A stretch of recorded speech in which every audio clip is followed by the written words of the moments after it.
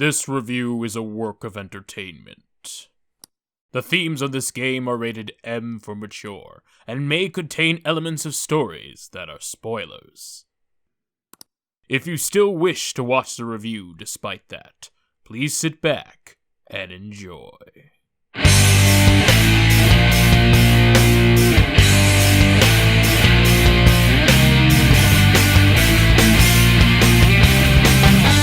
Hello everybody, I'm Random Bystander here, and I'm a random bystander who's here to play some Persona 5. That's right, we're going to be playing some Persona 5, and I know exactly how we're going to start this off.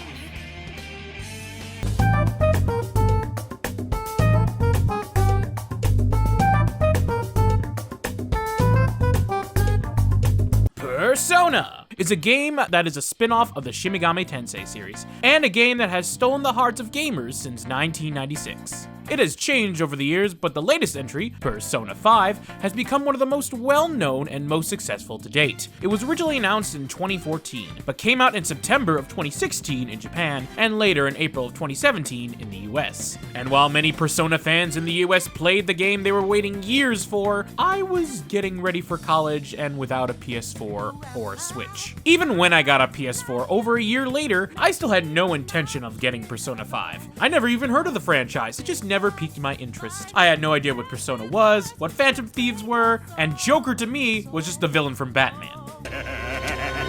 But then, we all know what happened. Joker was the first DLC fighter in Smash Bros. Ultimate, and while I was shocked like the rest of the world, my curiosity majorly increased. Why would this character be chosen by Sakurai? Was this game really as good as people say? That combined with friends recommending the game to me, and seeing some streamers I enjoy playing the game on Twitch, made me finally decide to bite the bullet and buy a physical copy. Zoom! And I'm glad I did, because Persona 5 is honestly one of my favorite non-Nintendo games of all time. This game is incredible! Honestly, it's one of my favorites. I remember just being blown away by the intro alone when I first played it on stream. And the game just continued to impress me with every moment I played it. There's so much to do, so much content you can complete. The story is fun and interesting. You care about the characters. I can go on forever about how much I adore this game. Honestly, there's so many good things about this game, I don't know where to begin. So let's start with the story. Or at least a brief summary of it. It's a bit long. Alright, here we go. Whew. The story gets you right into the action as you and your team are in some sort of heist trying to escape. We don't know much about our main character or his team, but he soon gets captured by police and interrogated by Miss Sai Nijima. We see the story of our main character, who was wrongfully accused and convicted of a crime that they did not commit, and how they were punished with a criminal record and put on probation because of it. On probation, our main character must live with our new guardian, Sojiro Sakura, and go to school, living a normal life, for over a year. After experiencing a dream with a creepy-sounding bald man, I am Igor, the master of this place. That's a very long nose. We get an app on our phone, which, when certain conditions are met, can take you to dimensions called palaces. Then you can meet this cat who can talk in this metaverse, but he can also do cool powers as well. And there's also the palace rulers who are just mean and no good pains in the— Good grief, he's naked! Maybe I should paraphrase, otherwise we'll be here all day.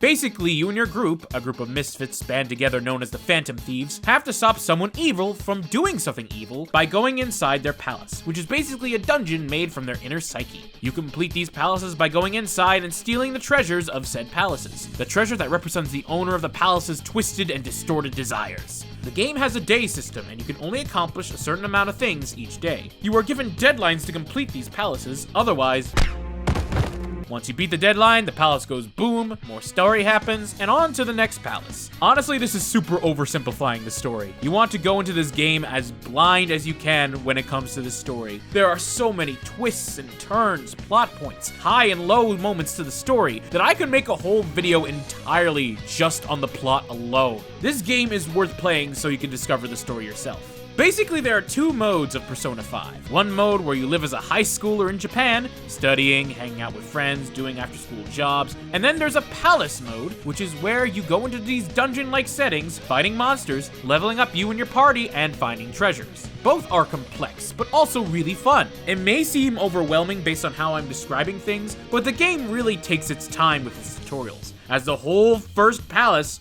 which takes a good couple of hours or so, is a tutorial in itself, explaining how palaces work, what confidants are, and why you should make every day count when playing Persona 5, but at the same time, making everything interesting, as the story keeps moving forward even within the tutorials.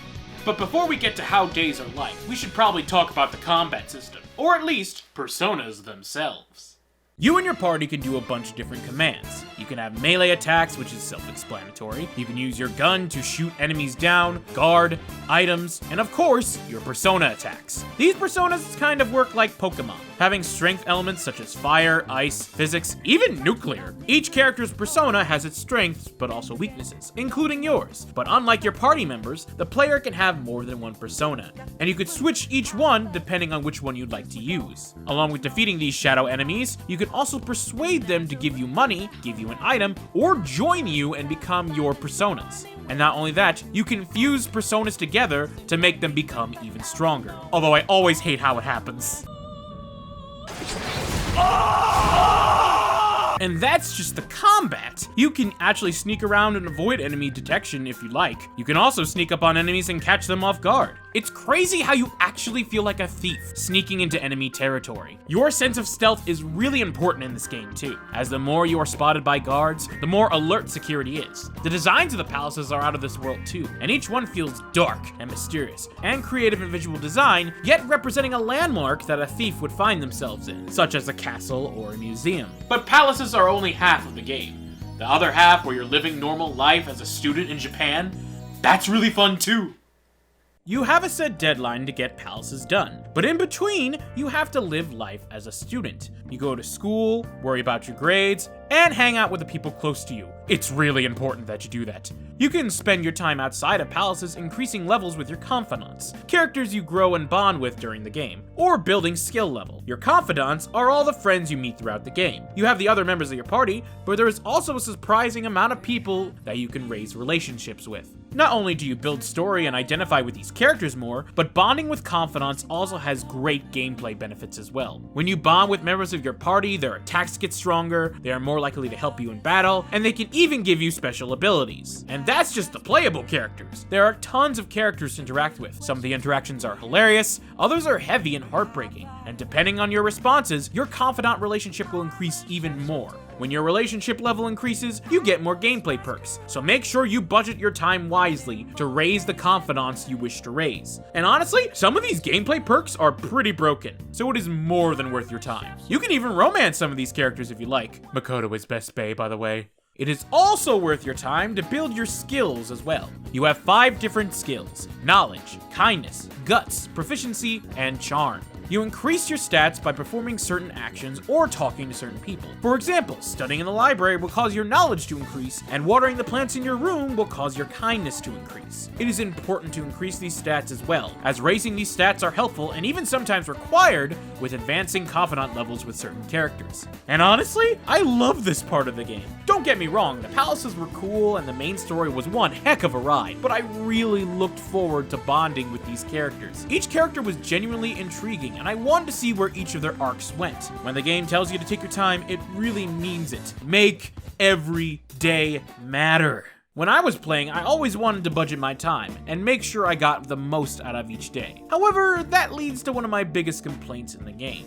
Whenever you got back from a palace, you had no choice but to immediately head to bed and not do anything else. I get it. You're a student. You're tired. Fighting evil shadows does take a lot out of you. But if I have no choice but to go to bed anyway, why not immediately warp me to the next day's screen instead of having me just walk into the Cafe LeBlanc only to go to sleep because good old Morgana keeps telling me to go to bed? I'm not tired, Morgana. Just let me hang out with Yusuke. It's a really small complaint, and if you raise your confidant level with a certain character, there is a way around it, but it always seemed like an artificial limitation that bothered me. There's so many things you can do in the game, and you know I like a game if my only complaint is that the game is limiting me from doing more things in the game. I must have spent over 100 hours playing this game when I streamed it. You could spend hours upon hours playing this game. There's so many things I haven't even covered. I haven't even mentioned Mementos, my god. The multi-level dungeon where you can battle personas, find items, and also perform requests for others, some of which you also need to do to raise the confidant levels. Again, take your time with this game. You will spend hours playing it. There is always something to do. And I haven't even talked about how the game looks and sounds. I love the graphical style of this game. It reminds me of a comic book almost, especially the palace designs, and when we see the close-up of our characters' expressions. And the music! No amount of words can say how the music makes me feel. The instrumental tracks are amazing enough, as each one fits well with where you are in the game, and it is so atmospheric. But the vocal tracks are in a league of their own. They always get me so pumped and ready to fight and raise the stakes so much. This is one of my favorite soundtracks of all time. In fact, when it comes to non-Nintendo games, I think Persona 5 is one of my favorite games of all time.